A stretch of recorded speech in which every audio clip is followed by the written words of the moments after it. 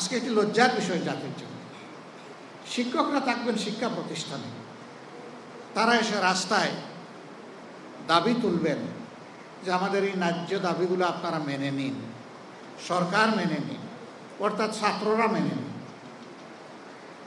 এটা নিঃসন্দেহে জাতির জন্য কষ্টের এবং লজ্জার, তার সঙ্গত অবসান হওয়া উচিত। আমরা শিক্ষকদের মর্যাদা মাঝে মধ্যে একটু ঝলক দেখি। একজন মহাশিক্ষক রাস্তা দিয়ে হাঁটছেন, হঠাৎ করে দেখা যায় কিছু মানুষ এসে তাকে ঝাপটে ধরেছে অথবা পায়ে পড়েছে। পায়ে পড়ার বিষয়টা আমি সমর্থন বলছি, আমি বাস্তবতা বলতেছি। তার শ্রদ্ধার জায়গা থেকে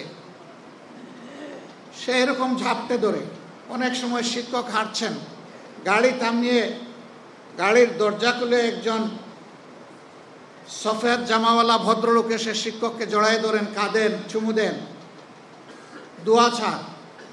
তার পরিচয় কি? অনেক সময় দেখা যায় তিনি একজন কর্মরত সচিব, তিনি হয়তো বা একজন সেনাবাহিনীর ঊর্ধ্বতন কর্মকর্তা, পুলিশের একজন ঊর্ধ্বতন কর্মকর্তা, একজন বিশাল ব্যবসায়ী। তিনি যখন তার শিক্ষকের কাছে আসেন তখন খুব ছোট হয়ে যান। তিনি সমাজে যত বড়ই হন না কেন, তার শিক্ষকের কাছে তিনি শিশু তুল্য। তো এই শিশুদের কাছে আপনাদের দাবি করতে হয় কেন? এর কারণ হলো যে শিক্ষা দিয়েছেন ওই শিক্ষাটা আসল শিক্ষা ছিল না। এই জন্যই সে যে আপনাকে সম্মান করে ওই শিক্ষার কারণে না, সম্মান করে আল্লাহর দেওয়া সহজাত মানবিক প্রবৃত্তির কারণে। মানব প্রবৃত্তির সুপ্ত ধনকে, গুপ্ত ধনকে বাইরে নাড়ছাড় করে নিয়ে আসার নাম হচ্ছে শিক্ষা। আমরা সেটা পারিনি বলেই আজকে ছাত্রদের দুয়ারে শিক্ষকদেরকে এইভাবে অসহায়ের মতো দাবি পেশ করতে হচ্ছে।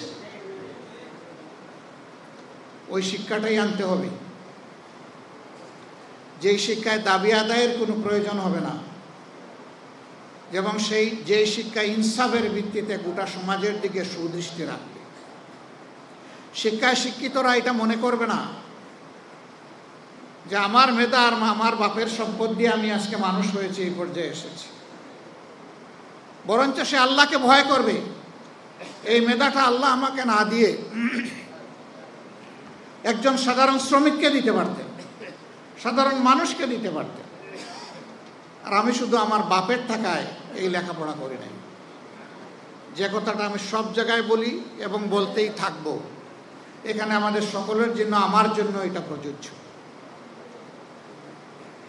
ইবতেদায়ী অথবা প্রাইমারি স্কুল থেকে শুরু করে বিশ্ববিদ্যালয় পর্যন্ত যতটুকু লেখাপড়া আমরা করেছি, সেই শিক্ষা প্রতিষ্ঠানগুলোতে যতগুলা ইট, বালু, পাথর, সিমেন্ট, নুড়ি, রড লেগে আছে, মিস্ত্রির হাত লেগে আছে, ওই সব জায়গায় আপামর জনগণের আর্থিক অংশগ্রহণ আছে, একজন ভিক্ষুকেরও আছে। ভিক্ষুকও কোনো পণ্য কিনতে গেলে তাকেও ভ্যাট দিতে হয়। রাষ্ট্রের এখন রেভিনিউ সবচেয়ে বড় সোর্স হচ্ছে ভ্যাট। আবার সেই ভ্যাট এইটা ভিক্ষুকের, এইটা শ্রমিকের, এইটা কর্মচারীর, এইটা কর্মকর্তার, এইটা ব্যবসায়ীর, এইটা ডাক্তার সাহেবের, এইটা উকিল সাহেবের, এইভাবে আলাদা করে রাখা হয় না। ট্রেজারিতে সমস্ত সম্পদ একাকার। কাজেই ওই সমস্ত স্থাপনা যেগুলাতে বসে আমরা এই শিক্ষা নিয়েছি, উপকরণ যেগুলো আমরা কাজে লাগিয়েছি শিক্ষা নিতে গিয়ে, যে রাস্তা দিয়ে চলাফেরা করি, যে দেশে বসবাস করি, সেই দেশের পরতে পরতে ওই মানুষগুলার ট্যাক্স জড়িয়ে আছে।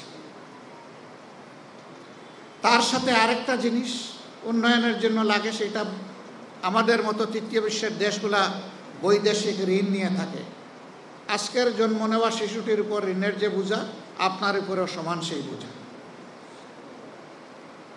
সুতরাং আমরা প্রত্যেকটি মানুষ সমাজের কাছে দায়বদ্ধ, 18 কোটি মানুষের কাছে দায়বদ্ধ। এই ফিলিংস আমাদের থাকে না। এখানে সম্মানিত শিক্ষক মণ্ডলী আছেন, দুটি দাবি এখানে প্রকট। দুইটা হলে বাকি সব এই দুইটার ভিতরে ঢুকে যাবে। দুইটাই ন্যায্য। একটি হচ্ছে জাতীয়করণ করতে হবে, আরেকটা হলো যারা এখনো এমপিওভুক্ত হননি তাদেরকে এমপিওভুক্ত করতে হবে। এই দুই দাবির ভিতরে সব ঢুকে যায়, কিছুই আর বাইরে থাকে না, বাকিগুলা সব খুচরা। এই দুইটার ব্যাখ্যা আমি আমার দুইটা অনুভূতি পেশ করে আমার কথা শেষ করব।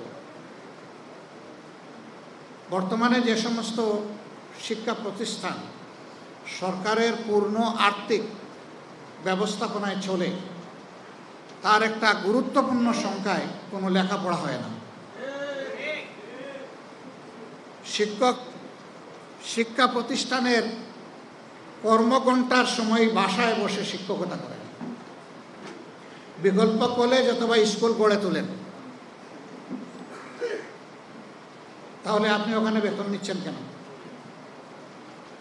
আপনি ওখানে যদি বেতন নেন, শিক্ষা আপনাকে ওখানে দিতে হবে। আর যদি আপনি এখানেই পড়াতে চান, তাহলে ওই বেতনটা আপনি নেবেন না, এটা আপনার জন্য সঙ্গত নয়। আপনি একজন মহান শিক্ষক, আপনিই তো জাতিকে বিবেক জাগিয়ে তুলবেন, সুতরাং বিবেকের জায়গায় আপনাকেও সচেতন হতে হবে। এখন এমপিওভুক্ত আছেন কিন্তু জাতীয়করণ না হওয়ার কারণে বৈষম্যের শিকার, আমরা আবার ভয় করব না তো যে আপনারাও সরকারি হয়ে গেলে এমনটা হয়ে যাবেন? ভালো করে বুঝে শুনে জবাব দিবেন। কিন্তু সমাজের চাকা সৎ পথে চলছে না, সমাজের চাকা সত্য থেকে বিচ্যুত হয়ে চলছে। আমি আপনাদের মাধ্যমে অনুরোধ জানাতে চাই মহান শিক্ষকবৃন্দকে, আসুন শিক্ষার এই মহান পেশাটাকে নেশা হিসাবে আপনি কবুল করুন। এটাই আপনার জীবনের মিশন হোক যে আপনি মানুষ গড়ার কারিগর, আপনি মানুষ গড়ে দেবেন। বলবেন যে পেটে ক্ষুধা রেখে কিভাবে মানুষ গড়ব? এই দায়িত্ব সমাজের, এই দায়িত্ব রাষ্ট্রের। এই জন্যই আপনাদের সরকারিকরণের দাবি আমরা সমর্থন করি। এটি হওয়া উচিত। শিক্ষা মানুষের যদি মৌলিক অধিকার হয়ে থাকে, তাহলে সেই শিক্ষা প্রত্যেকটি মানব সন্তানকে তার অধিকার তার হাতে তুলে দেওয়ার দায়িত্ব হচ্ছে সরকারের। হ্যাঁ, কেউ যদি প্রচলিত শিক্ষার বাইরে গিয়ে নিজের সন্তানকে আরও বাড়তি কোনো শিক্ষা দিতে চান, আমাদের কোনো আপত্তি নাই, কিন্তু মৌলিক শিক্ষাটা পাওয়ার অধিকার সকলের রয়েছে। এটা ইবতেদায়ী এবং প্রাইমারি থেকে শুরু করে বিশ্ববিদ্যালয় পর্যন্ত যার মেধা যতটুকু পর্যন্ত পৌঁছবে তাকে ততটুকু শিক্ষার পরিবেশ দিতে হবে। আজকে এটি লজ্জার বিষয় জাতির জন্য। শিক্ষকরা থাকবেন শিক্ষা প্রতিষ্ঠানে, তারা এসে রাস্তায় দাবি তুলবেন যে আমাদের এই ন্যায্য দাবিগুলো আপনারা মেনে নিন, সরকার মেনে নিন, অর্থাৎ ছাত্ররা মেনে নিন। এটা নিঃসন্দেহে জাতির জন্য কষ্টের এবং লজ্জা, তার সঙ্গত অবসান হওয়া উচিত। আমরা এই দাবির পক্ষে আগেই আমাদের মনোভাব ব্যক্ত করেছি। আমরা শিক্ষা সংস্কারে এই কথাগুলো বলেছি, আমরা বলতে থাকব। আপনারা আপনাদের ন্যায্য দাবি আদায়ে ন্যায্যভাবে অবিচল থাকবেন, অন্যায্যভাবে নয়। অবিচল থেকে আপনারা সামনে এগিয়ে যান, আপনাদের সাথে আমরা আছি।